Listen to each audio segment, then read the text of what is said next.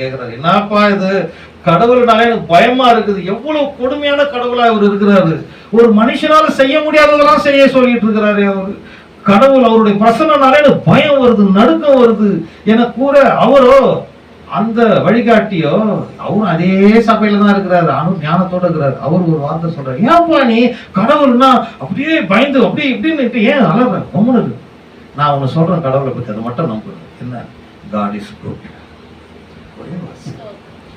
கடவுள் நல்லவரா இருக்கிறார். இந்த சத்தியத்தை சொல்லதாங்க ஆள் இல்லை. ஹோம்ஒர்க் கொடுக்க நிறைய பேர் இருக்கிறாங்க, எத்தனை வாட்டி எழுதணும்னு சொல்ல நிறைய பேர் இருக்கிறாங்க, எங்கெங்கெல்லாம் போறோம்னு சொல்ல நிறைய பேர் இருக்கிறாங்க. கடவுள் நல்லவரா இருக்கிறாரு. என் புள்ள கூட லோல் கூட நான் அனுமதிக்க மாட்டேன். வர்றாரு, ஹாயா உக்காடுறான்னு.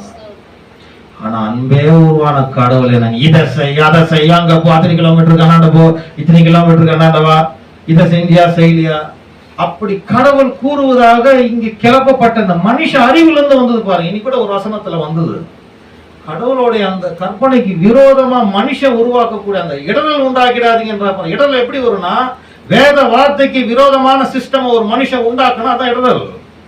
அவர் இலவசமா கொடுக்கறது இங்க எப்படி நம்ம கஷ்டமா மாற்ற முடியும்? அவர் ரொம்ப இலவசமா கொடுக்குறாரு நம்மளுக்கு, ஒன்னும் எதிர்பார்க்கல, நம்ம இலவசம்.